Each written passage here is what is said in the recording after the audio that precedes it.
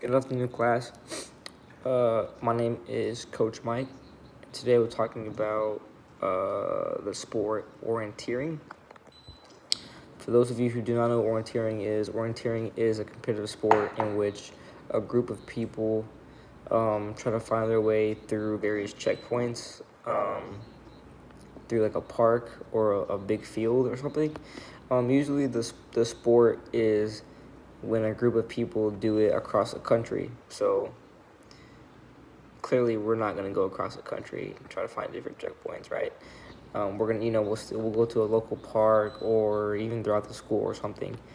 Um, and you might ask, how do we find different checkpoints? So we're only gonna be using two objects when we are trying to find the checkpoints.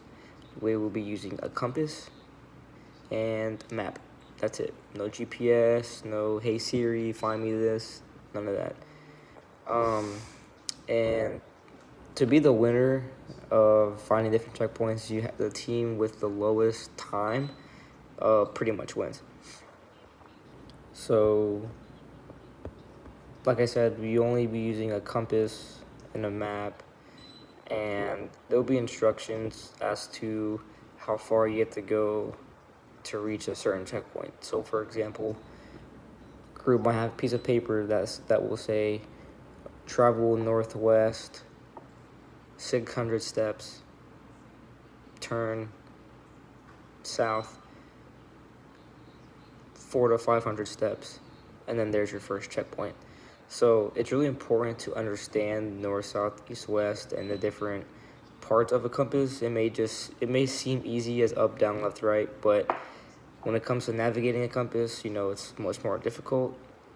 And also with a map, um, people nowadays are used to like just finding their way through Google Maps or something like that. But having an actual map in front of you trying to navigate, even like just through streets and stuff like that, it can be difficult for some people. So it's very important that, you know, giving the instruction of using a map and a compass to students is very important. And some might ask, like, what's the whole goal of orienteering? How is it going to benefit?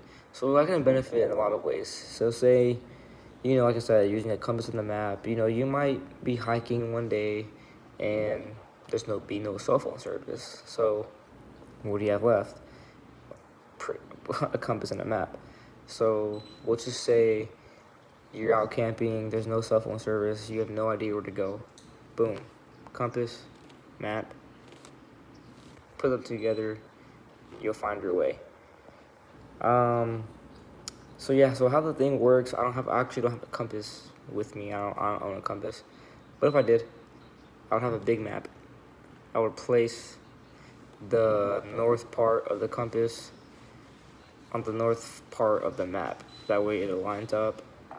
And then, when you turn one way, the compass will start turning itself, turn the other way. The little arrow will turn the other way.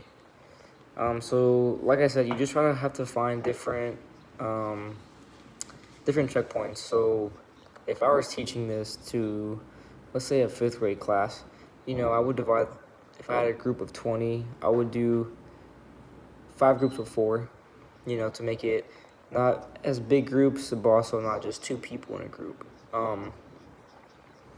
So I would give them each the same piece of paper, but I would have them spread out. That way they're not close to each other, because if a group is close to each other, they're just gonna look at the group next to them, and they're gonna pretty much just piggyback and follow them. They're not gonna actually use the compass, and they're not gonna read the piece of paper with the instructions on it, which kind of defeats the purpose of orienteering. So I would have them spaced out a few feet apart, not a few feet, but maybe a good like 20, 30 yards apart. So that way they're not cheating and they're not just, let's follow that group, because they know where they're going. We're having trouble. So it's really important for orienteering to be vocal and to have good teamwork, because if one person is just taking control and getting everyone else involved, then it's going to be hard for the rest of the group to understand what exactly is going on when trying to find their checkpoints. So it's very important that the group of four works together as a team and doesn't single a person out, because then it can be really hard for that one person and they're going to get frustrated and they're not going to want to participate in it, which can be frustrating. So it's very important that teamwork is a major factor into orienteering. Also, just following basic instructions, like I said, with the piece of paper saying to travel a certain amount of feet in a certain direction. If some students are confused about where north, south, east, and west is, it can be very confusing, and they're not going to find the checkpoint that they need to in order to continue the activity. So it's important to really teach the students the importance of direction that they are needing to travel in. And another thing is, that's important with orienteering is just to be safe. I know it's like outside, so you don't want to, wander too far outside into the woods and stuff, because there's a lot of like wildlife and just random stuff. And it's important to keep the kids safe and not have anybody hurt while participating in any activity while in school, especially orienteering. So those three things about teamwork, teaching kids the importance of direction, and keeping them safe will lead them to succeeding in orienteering. So that wraps up my lesson.